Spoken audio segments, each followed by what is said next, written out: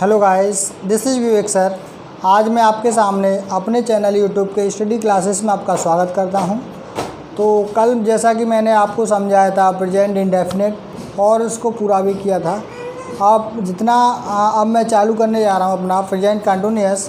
तो let be start present continuous. तो सबसे पहले मैं प्रेजेंट कंटिन्यूअस की बात करूं तो इसकी अगर पहचान, जैसे मैंने पहले ही टेबल में बता दी चार्ट बना के, लेकिन फिर भी एक बार बात करूँ तो पहचान सबसे पहले तो प्रेजेंट कंटिन्यूअस की अगर बात करूं, प्रेजेंट कंटिन्यूअस अगर प्रेजेंट कंटिन्यूअस की बात करूं तो इसकी अगर मैं पहचान बताऊं, पहले पहचान आइडेंटिफाई करूं तो सबसे पहले इसकी पहचान होती है अपनी रहा है, रही है या बैठा है। मतलब इसका मीन्स क्या होता है, रहा है, रही है, रहा हूँ, बैठा हूँ। यानी इसका मीन्स है कि प्रेजेंट कंटिन्यूअस का मीन्स तो समझने की कोशिश करते हो। सबसे पहले बात करते हैं कंटिन्यूअस की। कंटिन्यूअस का मीन्स होता है किसी काम का जारी रहना। मतलब जब कोई बोलता है, बोलने वाले तक जब तक कोई काम ख़त्म नहीं होता, मतलब फिर भी काम चल रहा है। जैसे मैंने बोला मैं अभी पढ़ा रहा हूँ, मैं अभी पढ़ा रहा हूँ, तो मैं अभी पढ़ा रहा हूँ मतलब स्पीकिंग यानी बोलने वाले काम का होना। जब तक इंसान कोई बोल रहा है, जैसे मैं बोल रहा हूँ, तो जब तक कोई काम नहीं होता फिर भी चल रहा है, मतलब काम का जारी रहना क्या कहलाता है, कंटिन्यूअस कहलाता है। तो मैंने बात की पहचान की, ये पहचान हो गई। अब बात करूँ एच बी यानी अपनी हेल्प में वर्ब, सहायक क्रिया। हेल्प में वर्ब की बात करूँ मैं, सहायक क्रिया, तो ये होता है अपना एच आर एम। क्या होता है, एच आर और अपना एम, ठीक है, एच आर एम। तो एच अपना होता है सिंगुलर सब्जेक्ट के लिए और आर होता है अपना प्लूरल सब्जेक्ट के लिए, और ये होता है अपना आई मीन्स मैं, इसके लिए, ठीक है। तो ये सिंगुलर सब्जेक्ट, ये प्लूरल सब्जेक्ट बहुवचन के लिए, ये अपना आई के साथ, ठीक है। अब बात करें मेन वर्ब की, तो मेन वर्ब मैंने ये लिखा चुका हूँ टाइम वो अपना जो चार्ट टेबल लिखाए थे उसमें, बट फिर भी देख लो। मेन वर्ब की चौथी फॉर्म बोल दो, या इसको हम आईएनजी फॉर्म बोल सकते हो, आईएनजी फॉर्म, ये अपना मेन वर्ब की होती है। जैसे अभी मैं एक एग्जांपल लेना चाहूँ तो एग्जांपल लिया मैंने, आई एम वर्किंग ना, मैं अभी काम कर रहा हूँ, हाँ मैं अभी कर रहा हूँ, आई एम वर्किंग नाउ, ठीक है। ऐसे कोई भी एग्जांपल ले लो। जैसे मैंने एक और लिया, ही इज प्लेइंग क्रिकेट, कोई भी एग्जांपल ले लो, ठीक है। तो ये तो सिंपल सा भी है, सिंपल मतलब बहुत ही साधारण बात की है। अगर हम बात करें बिल्कुल कंपटीशन लेवल की तो हम अब स्टार्ट करते हैं। तो सामान्यतः मैं एक बात करूँ सिंपल वे में, तो इस टेंस का use means continuous tense, present continuous tense का यूज कब किया जाता है, तो सामान्यतः प्रेजेंट टेंस का यूज उन क्रियाओं के लिए किया जाता है जो बोलने वाला, स्पीकर, मान लो मैं भी बोल रहा हूँ, तो बोलने वाले का, जब कोई बोल रहा है मतलब बोलने वाले के लिए जब तक कोई घटना घटित हो रही हो, मतलब जब तक कोई घटना घटित हो रही है। सामान्यतः ये सिंपल है। जैसे कि मैं अभी एक एग्जांपल लूँ, जब तक कोई स्पीकर बोल रहा है तब तक बोलने वाला जब तक बोल रहा है तब तक वो घटना चल रही है, मतलब घटित हो रही है अभी भी। तो ऐसे लिए ऐसे सेंटेंसों में या ऐसे टेंसों में हम क्या करते हैं, ऐसे टेंसों में हम प्रेजेंट कंटिन्यूअस का यूज़ करते हैं। जैसे मैं एक एग्जांपल लूँ, I am studying now, simple है, मैं अभी भी पढ़ रहा हूँ। ऐसे ही एक एग्जांपल और लेना चाहूँ मैं, जैसे ही इज़, अभी लिया था मैंने, ही इज़ प्लेइंग क्रिकेट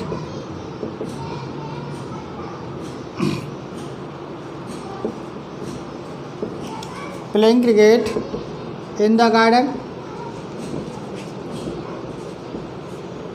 तो सब्जेक्ट, ये हेल्पिंग वर्ब, मेन वर्ब की फोर्थ फॉर्म, ये अपना ऑब्जेक्ट, ये अपनी प्रीपोजिशन का ऑब्जेक्ट, इसको हम बोलते हैं आधार वर्ड। ठीक है, ये तो पहला पॉइंट हो गया। ठीक है, यानी कि जब कोई घटना घटित हो रही हो, ये बोलने वाले का जब टाइम हो तब कोई घटना घटित हो रही हो, तब हम इसको क्या करते हैं, प्रेजेंट प्रेजेंट कंटिन्यूअस में हम इसको दर्शाते हैं। आया सेकेंड पॉइंट की बात करें तो इस टेंस का यूज हम कहाँ करते हैं, तो इस टेंस का यूज निकट यानी भविष्य की जो पास वाली जो घटनाएं होती हैं, भविष्य में जो घटनाएं होने वाली होती हैं, तो उनके लिए भी हम क्या करते हैं, प्रेजेंट कंटिन्यूअस का टेंस का यूज़ किया जाता है। जैसे मैं सेकंड पॉइंट लूँ, अभी जो समझा है मैंने कि इस टेंस का यूज़ कहाँ किया जाता है, तो it also represent future action और definite agreement in the near future, यानी कि भविष्य की जो निकटवर्ती जो योजना होती हैं, जो सुनिश्चित योजना होती हैं, जो डेफिनेट होती हैं, उनको दर्शाने के लिए, रिप्रेजेंट करने के लिए हम क्या करते हैं, प्रेजेंट कंटिन्यूअस टेंस का यूज़ करते हैं। जैसे मैं कोई एग्जांपल लूँ कि मैं आज रात को भोपाल जाऊँगा, मैं आज रात को भोपाल जा रहा हूँ, जैसे मैं आज रात को भोपाल जा रहा हूँ। ठीक है, तो देखो मैं बता दूँ, जैसे मैंने एक एग्जांपल लिया, I am going to Bhopal tonight, यानी मैं आज नाइट में, यानी आज रात को मैं कहाँ जा रहा हूँ, भोपाल जा रहा हूँ। तो मतलब ये क्या, आज रात की निकटवर्ती भविष्य की अभी बता रहा हूँ कि मैं आज रात को भोपाल जा रहा हूँ, मतलब गया तो नहीं हो, भी जा रहा हूँ मतलब जाऊँगा। तो समझ में, तो ये भविष्य की बात बता रहे हैं। ऐसे ही मैं एक एग्जांपल और ले लूँ, अगर जैसे he is coming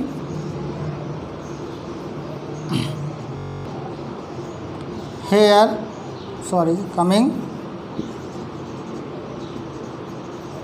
coming here tomorrow.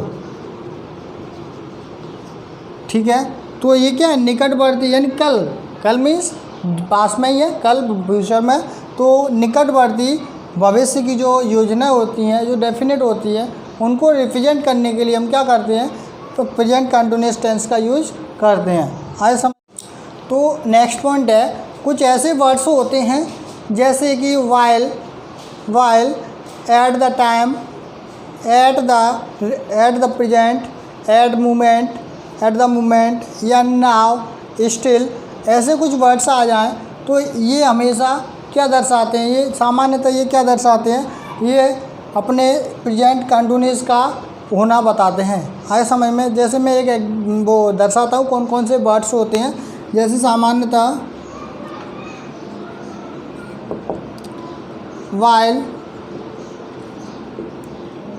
Still,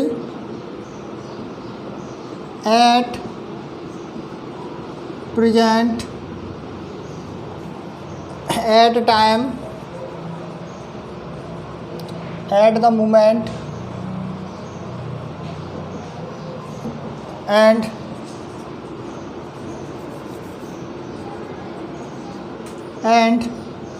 now, यानी ये कुछ वर्ड्स होते हैं, अपने ये हमेशा क्या, ये सामान्यतः क्या दर्शाते हैं, ये सामान्यतः अपने प्रेजेंट कंटिन्यूअस को होना दर्शाते हैं। जैसे मैं एक एग्जांपल लूँ, कोई भी एक एग्जांपल ले लेता हूँ मैं। जैसे आई एम, अभी बोला था मैंने, आई एम वर्किंग नाउ, मैं अभी काम कर रहा हूँ, तो ये वर्ड आ गया। अभी मतलब प्रेजेंट कर रहा है, ये कि प्रेजेंट कंटिन्यूअस का है। ठीक है, तो अब नेक्स्ट पॉइंट अगर बात करें हम कि अगर किसी वाक्य में, यदि किसी वाक्य में अपना क्या चल रहा है, कोई मतलब अपना कष्ट देने की बात हो रही, कष्ट देना मतलब कोई चिड़चिड़ापन वाला सेंटेंस हो जाए, या अपना चिड़चिड़ापन मान लो नाराज़गी व्यक्त करे। जैसे मैं बात करूं कि your dog is always walking, यानी कि उसमें ऑलवेज का यूज़ होगा, हमेशा होगा, ध्यान रखना। यदि किसी वाक्य में चिड़चिड़ापन हो या नाराज़गी व्यक्त की जा रही हो या कोई कष्ट देने वाली बात हो रही हो तो ऐसे सेंटेंस में क्या होता है, ऐसे टेंसों में क्या होता है, ऑलवेज का यूज़ होता है और इन टेंसों को प्रेजेंट कंटिन्यूअस में रखा जाता है। जैसे मैं एग्जांपल लूँ, अभी मैंने बताया था कि यदि किसी वाक्य में जब कोई कष्ट देने वाली बात मीन्स होता है नाराज़गी व्यक्त करना या किसी चीज़ की कंप्लेनिंग करना या बोलें चिड़चिड़ापन बताना, व्यक्त करना, तो ऐसे टेंसों में ऑलवेज का यूज किया जाता है और ऐसे टेंसों को हम कहाँ रखते हैं, प्रेजेंट कंटिन्यूअस में रखते हैं। तो जैसे मैंने एक एग्जांपल लिया, Golu's mother always wanting money for new saris, means यानी उस गोलू की माँ है वो हमेशा क्या मांगते, कैसे पैसों के लिए क्या चाहते हैं, मतलब उस न्यू साड़ी के लिए पैसे चाहते हैं। ठीक है, ऐसे ही मैं एक एग्जांपल और ले लूँ, जैसे ही इज़ ऑलवेज कंप्लेनिंग, यानी कि वो हमेशा क्या शिकायत ही करती रहती है, वह हमेशा शिकायत ही करता रहता है। या मैं एक एग्जांपल और ले लूँ, जैसे there dog is always barking, यानी WABAR, यानी उसका जो डॉग है, देयर डॉग कहाँ गया, डॉग खो गया, सॉरी डॉग तो लिखा ही नहीं मैंने।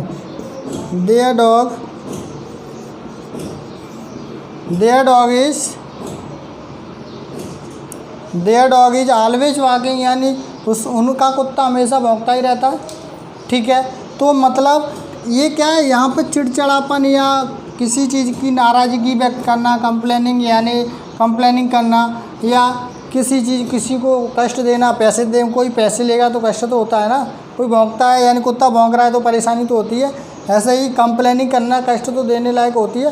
तो ऐसे ही कोई भी यानी कि जो नेगेटिव पॉइंट हो और ऑलवेज से जुड़ा हो, क्या हो, तो ऐसे सेंटेंसों को हम कहाँ करते हैं, प्रेजेंट कंटिन्यूअस में यूज़ करते हैं। आए समझ में। अब नेक्स्ट पॉइंट की अगर बात करूँ मैं, तो सबसे पहले मैं अगर नेक्स्ट पॉइंट में कुछ बात करूँ तो कुछ वर्ब्स ऐसी होती हैं जो प्रेजेंट कंटिन्यूअस में यूज़ नहीं की जाती। सामान्यतः जो कुछ ऐसी वर्ब्स होती हैं जो सामान्यतः प्रेजेंट कंटिन्यूअस में यूज़ नहीं की जाती। जैसे मैं बात करूँ, सी मीन्स देखना, अंडरस्टैंड समझना, हाँ, हियर सुनना, जो भी है जो कुछ मीनिंग होती हैं, जो कुछ वर्ब होती हैं जिनको मैं लिखता हूँ। तो लेट मी स्टार्ट, देखिए कैसे लिखता हूँ। कुछ जो मैंने अभी बताया था, कुछ वर्ब्स का यूज़ प्रेजेंट कंटिन्यूअस टेंस में नहीं किया जाता है। तो वही वर्ब्स कौन कौन सी होती हैं, तो सबसे पहले मैंने बात की see, hear, smell, taste, seem, appear, look, wish, mean, suppose, consist, belong, need, dare, ETC और भी वर्ब्स होती हैं, जैसे कुछ और भी होती हैं। तो ऐसी वर्ब्स का यूज़ कहाँ नहीं किया जाता, प्रेजेंट कंटिन्यूअस टेंस में नहीं किया जाता। और ये मैंने अभी पीछे बताया था आपको, प्रेजेंट इंडेफिनिट में किया था सामान्यतः। प्रेजेंट इंडेफिनिट में जब मैंने आपको बताया था कुछ वर्ब्स ऐसी होती हैं, मैंने उनमें सी, हियर, ये कुछ टेस्ट जो भी लिया था, तो इनका यूज़ सामान्यतः कहाँ किया जाता है, प्रेजेंट इंडेफिनिट टेंस में किया जाता है। प्रेजेंट इंडेफिनिट में मीन्स वो अपना प्रेजेंट इंडेफिनिट जो मैंने पीछे पढ़ा चुका हूँ। आपने नहीं देखा, जो न्यू स्टूडेंट है वो पीछे वाली वीडियो यानी जो वीडियो मैंने पढ़ा चुका हूँ प्रेजेंट इंडेफिनिट वाली, वो देख सकते हैं। तो इन्हीं का यूज़ कहाँ नहीं किया जाता है, प्रेजेंट कंटिन्यूअस टेंस में नहीं किया जाता। ठीक है, तो मैंने एक एग्जांपल लिया, I am seeing they do not read, मैं देख रहा हूँ कि वो नहीं पढ़ते, तो ये समझने के लिए तो सही लग रहा है, लेकिन मैंने आपको बताया था अभी कि सीइंग कुछ ऐसी वर्ब्स होती हैं इनका यूज़ प्रेजेंट कंटिन्यूअस में ना करते हुए प्रेजेंट इंडेफिनिट में किया जाता है। तो ये गलत है, बिल्कुल आया समझ में। मैंने कहा ये गलत है, ठीक है, तो इसको सही करना है। तो मैंने कहा इसको तो मैंने गलत बोल दिया, ये क्या है अपना टोटली गलत है। ठीक है, दिखने में सही लग रहा है कि आई एम सीइंग, मैं देख रहा हूँ कि वे नहीं पढ़ते, ठीक है, लेकिन ये क्या है, गलत है। तो मैंने इसका सही किया, तो आई सी, इसको हटा के पूरा क्या करना पड़ेगा, आई सी दे डू नॉट रीड। ठीक है, मैं देखता हूँ, मैं देखता हूँ, वे नहीं पढ़ते। आया समझ में? जैसे एक एग्जांपल और लिया मैंने अभी, जैसे he is feeling that he will get good marks, यानी ये मैंने लिया तो दिखने में तो सही लग रहा है कि वह अपने आप को ऐसे फील कर रहा है, वह इतना ऐसा फील कर रहा है, मतलब वह फील कर रहा है कि उसको अच्छे मार्क्स मिलेंगे। हाँ, लेकिन ये बिल्कुल गलत है। मैंने भी समझाया फीलिंग यानी महसूस करना, तो ये फील करना, ये मतलब यहाँ पर ये इस मैंने अभी बताया था कुछ वर्ब्स ऐसी होती हैं जो अपने साथ इंडेफिनिट का लेके आती हैं, तो ये अपना इंडेफिनिट नहीं है, ये क्या अपना कंटीन्यूअस है, तो कंटीन्यूअस में ये नहीं आएंगी। तो मैंने बताया, इसको भी बताएंगे सही कैसे होगा। तो ही फील्स, क्या फील, अब एक वचन है इसीलिए इसमें क्या लगेगा, एस लगेगा। He feels that he will get good marks, ये सही है अपना, ये सही है। और ये क्या था अपना, ये गलत था। क्यों? मैंने अभी बताया था ये फील्स कुछ ऐसी बात होती हैं, फीलिंग यानी फील्स और सीइंग, जो भी अभी मैं लिखी थी ऊपर, ऐसी कुछ वर्ब्स होती हैं जो कहाँ नहीं अपनी प्रेजेंट कंटीन्यूअस में ना लेते हुए प्रेजेंट इंडेफिनिट में यूज़ की जाती हैं। ओके, कुछ मैंने अभी बोला था कि जो अपने जो कुछ वर्ब्स होती थी उनका यूज़ किया जाता है, यानी प्रेजेंट कंटीन्यूअस में नहीं करते, उसका प्रेजेंट इंडेफिनिट में किया जाता है। तो ऐसे ही कुछ और भी कुछ न्यू जो अपने कुछ फॉर्मूले होते हैं उनको मैं थोड़ा सा डिस्क्रिप्शन करना चाहूँगा। तो देखो मैं कैसे पहले मैं फॉर्मूला लिखता हूँ, कल भी लिखे थे मैंने फॉर्मूलाज। तो फिर सबसे सिंपल वाला था अपना,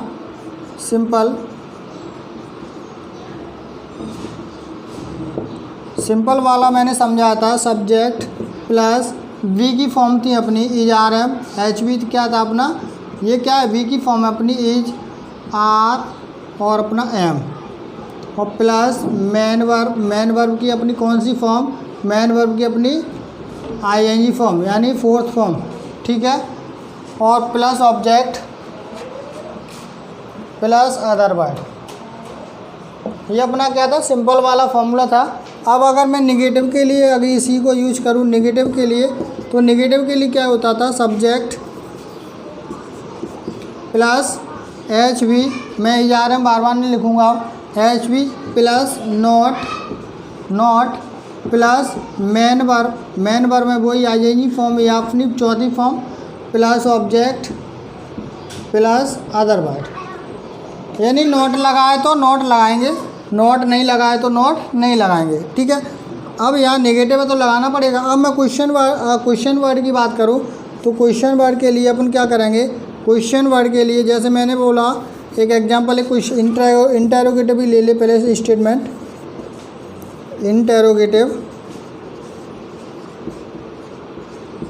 इंटेरोगेटिव की अगर मैं बात करूं तो ये हेल्पिंग वर्ब है वो कहाँ आती है, बाहर आ जाती है हेल्पिंग वर्ब। उसके बाद सब्जेक्ट अगर नॉट लगा है तो लगाएंगे, नहीं लगा तो नहीं लगाएंगे। सब्जेक्ट प्लस मेन वर्ब में वही आईएनजी फॉर्म, ठीक है, plus object plus other word, और लास्ट में अपना क्वेश्चन वर्ड लगाना ना भूलें। तो इंटेरोगेटिव में मैंने अभी ये अपना फॉर्मूला लिखा हुआ है स्टेटमेंट, जिसको मैंने बताया था हेल्पिंग वर्ब को कहाँ बाहर निकालते थे, और सब्जेक्ट मेन वर्ब उसमें ING form, object other word plus अपना लास्ट में साइन यानी क्वेश्चन वर्ड का साइन। अब मैं इसको हेल्पिंग वर्ब जो एच वी की जगह मैं उसको हेल्पिंग वर्ब लिख सकता हूँ, क्योंकि इसकी एच वी क्या होती है, यही होती है प्रेजेंट कंटीन्यूअस में। अब सब्जेक्ट ये पूरा वैसे का वैसा ही। अब एक न्यू ये ऐसे भी लिख सकते हैं इसको, मान लो कोई नेगेटिव है और उसको मुझे क्या नोट नहीं लगाना यहाँ, तो उसको कैसे लिख सकते हैं, क्वेश्चन वर्ड में ऐसे भी लिख सकते हैं, एंट और आरंट। ध्यान रखना एमेंट नहीं होता, ध्यान रखना एमेंट ये नहीं होता, ध्यान रखना इस चीज़ को आप ध्यान भूल जाना कि ये होता है, नहीं होता, एंट और आरंट होता है। उसके बाद सब्जेक्ट प्लस मेन वर्ब में आईएनजी वही पूरा वही, object plus other word plus question word. अब ये एमेंट क्यों नहीं होता सर, हमने तो पढ़ा था, कहाँ पढ़ा था, क्वेश्चन वर्ड में, मतलब जो हमने क्वेश्चन टैग पढ़े थे, क्वेश्चन टैग में आप लोगों ने पढ़ा होगा शायद 10th क्लास में, लेकिन उसमें हमने देखा था एम जब होता था तो उसमें आरंट पढ़ते थे, एमंट नहीं पढ़ते थे भाइयों, एमंट नहीं पढ़ते थे, उसमें क्या आरंट पढ़ते थे। ठीक है, अगर आपने नहीं पढ़ा हो तो देख लेना पीछे जाके। ओके, अभी मैं और थोड़ा सा समझाना चाहूँगा। अब हम कुछ कन्फ्यूजिंग सेंटेंस पढ़ेंगे। जैसे मैंने एक एग्जांपल लिया अपन यहीं कि my father is working in a bank and my brother is studying in a school. हाँ, तो देखने में तो ये बिल्कुल सही लग रहा है कि मेरे पिताजी कहाँ पर काम कर रहे हैं, बैंक में काम कर रहे हैं, और मेरा जो भाई है वो कहाँ, स्कूल में पढ़ रहा है। ठीक है, लेकिन ये ग्रामेटिकली गलत होता है। जैसे इसको अगर सही करें तो ऐसे बोलते हैं, कोई अगर आपसे पूछे कि आपके पापा क्या करते हैं, तो आप ये कहेंगे मेरे पिताजी बैंक में काम कर रहे हैं। पूछें क्या करते हैं, ना कि कर रहे हैं। आई भाई समझ में? तो माय फादर इज